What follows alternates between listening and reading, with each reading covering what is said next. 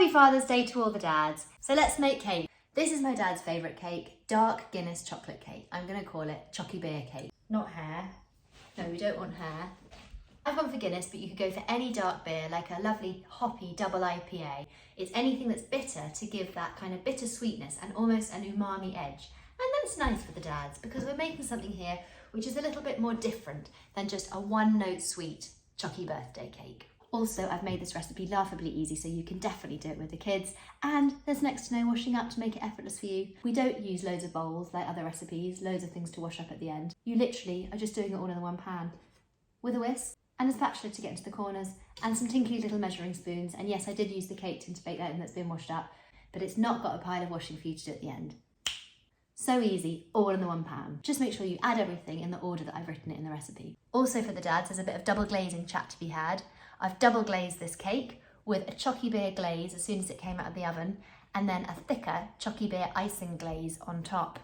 Double glazing for the dads and the Choccy beer cake. I mean, all the references are perfect. So because it's Father's Day, let's push the boat out, crack open the Guinness, and make Dad or Grandad a special Choccy beer cake. Egg crackers! Oh, who are these little people? Oh, and she's down. There she goes. Things that I've already done, because it's boring to watch it, is melted 125 grams of butter, greased and lined a loose bottom 8-inch 20cm baking tin, and set the oven to 350 degrees Fahrenheit, that's 180 Celsius. Okay, next up, the lights. Okay, so there might be some on-off situation going on here, but that's fine. That's how it's going to be, a bit of a disco. So the pan is going straight on here to press 0 to tear it. Who's got a pointing finger? Please pour 125 ml of beer in and when stop, go, stop. I mean, it's perfect. With this tablespoon to pour my little vanilla extract in. You're not drinking it, just alcohol, isn't it? I mean, yeah, it's just alcohol, so we're not doing that. Is it nice? No. No, it's not very nice. Oh, smell that, smell it. Like that smell? What's that like that? Can I make that? Stand here, sit Why here. don't I know this gift? Everyone's got a job. Yeah, than you. That's No. Negotiations. That's not a plan. Get this all going. That's it, it's gone nearly in. We've got the shell out and inside and the egg outside. Hang on, not that. Spatula, and it just goes right in. So there we go, we've cracked that egg directly into the pan. Sour cream, Alfie Longman, press 0 on here. Raw egg fingers don't taste good in the mouth and they've probably got salmonella, so we don't want to do that, do we? We're going to do a big dollop, 75 grams of sour cream going in. Bye-bye. Bye-bye, mister. Ooh. Try it. That's called sour cream. Hang on. I've eaten this before. And what did you think about it? Remember with fish eggs? Oh, With Alf. frog eggs? He's eaten it before with frog eggs, yes. Also known as caviar, because that is how we roll. Who's going to do the sugar? Oh, someone's got a trick going on there. 200, in it goes, until it's well combined. That's all our wet ingredients in. Normally we'd obviously do wet ingredients into the dry. Because we're doing it all in the one pan, it's fine, just whisk in between each dry ingredient that's going in. So we're adding the dry ingredients now in this order, because as soon as the bicarb goes in, it's going to activate and we want to capture those little bubbles as soon as it gets in the oven. So in this order, cocoa powder. Again, all just in the one pan here. Couldn't be easier. 30 grams of unsweetened cocoa powder. Who wants to do that? Half a teaspoon of salt. He's only doing a little bit of precision baking. Watch that finger. Just to level it off the top. Excellent. And so that the salt's really nice and fine. No more after that, Sadie. Okay. Hey. Oh, it's not. Hey. Right. Sadie, no more. Oh my God. Sorry. Bring on the summer holiday. Hallelujah. I was using my words. Thank you for using your words, but we never need to poke someone in the eye, do we? No. I'm not a person. Do you know what? This is meant to be joyous. This is meant to be fun. The bicarb of soda, the bicarbonate is going in, and that means that the bubbles are going to start to activate. So we better act quickly, because as soon as that goes in, we want to capture that, get it in that cake tin, chuck it in the oven so that it gives it as big a rise as possible. So quick. We're going to do 175 grams of the flour. Keep stirring, keep it going. This is going to delicious. And I'm going to use a spatula just to go into the corners. Really minimal baking wash up. I know everybody wants to lick it, hang on. Chocky chip chips, 50 grams of the little buggers. And Zadie, are you going to pour it into the cake tin? Look at that. I like chocolate. I like chocolate too. Can I lick? You're going to lick it, it's going to happen. Just let me put it all in. Give me a sec. I know you're missing out. You think I'm not going to get one. You are going to get one. Everyone's going to get one because the most important part of a cake recipe is the licks. I want some. Licks. I think you've got a massive amount on there, mate. There's also a pan in front of your very eyes. That's about to be washed up to make our glaze and our icing. So before we do that, I think maybe we could give it to you to give it a once over. You got a bit of a cold? Happy Father's Day. Spreading the germs. Keep it in the family.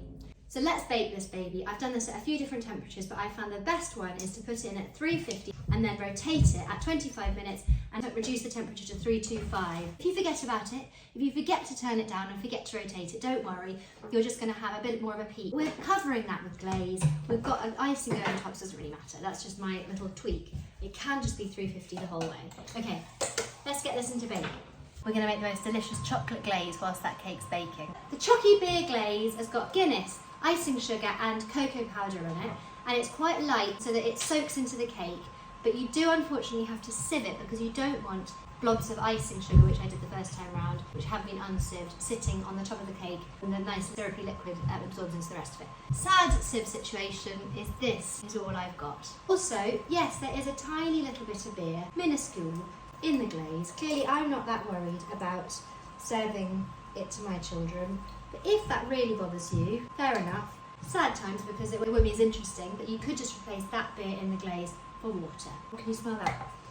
Oh, really good. Do you really like it? Oh, Alfie, where's this? Got it from Baking Impossible.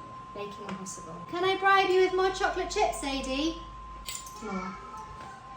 Yeah, more chocolate chips. Then she'll come and sit with us, won't she? Oh. It's not that sweet, is it? So the cocoa powder, Dutch process, is unsweetened and it's quite bitter. And the Guinness is quite bitter. And then along with the icing sugar, it just makes this kind of interesting, earthy, kind of chocolatey, beery bromance. So next up, icing sugar's going in. But here we are with Mum's sad situation. With my tiny little sieve. Send sieves. SOS. Okay. Peaches, peaches, peaches, peaches, peaches, peaches! And as I said, unfortunately, just coughing over it adds a little extra Alfie, je ne sais quoi, as they say. No one says that, Mum. No one says that. Our lovely, luscious Chocky beer glaze. There she blows. Time to rotate the cake in the middle shelf of the oven and reduce the temperature to 325 Fahrenheit. That's 170 Celsius. Turny, turny, turny. Turn it down. Gorgeous. Look at that baby. I love this part. Get your frustrations out on any embarrassing dads. Check out my Instagram for that story where he grounded an aeroplane for 4 hours for refusing to take off his gas mask. This was back in the 90s when masks weren't a thing and I was 13. Very mistake for embarrassing. And this lovely Chocky beer syrup is going to soak into the cake and it's going to soak it up. I'm only pouring 2/3 of this glaze over it. I mean, look at that. That is all of that Chocky beer glaze soaking into the holes you've just made in this warm cake. You could just leave it like that. That would be so moist and delicious and tender.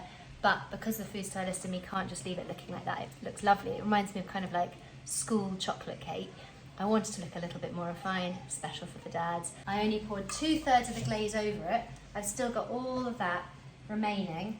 And to that, I'm gonna add 3 heaped dessert spoons of icing sugar to make a thicker icing that I'm going to just drizzle over at the end once the cake is completely cooled. Cool, my little baby! Mwah. Chocolate icing's happening! Oi, oi, oi, Munka Punkers. That is what I'm talking about.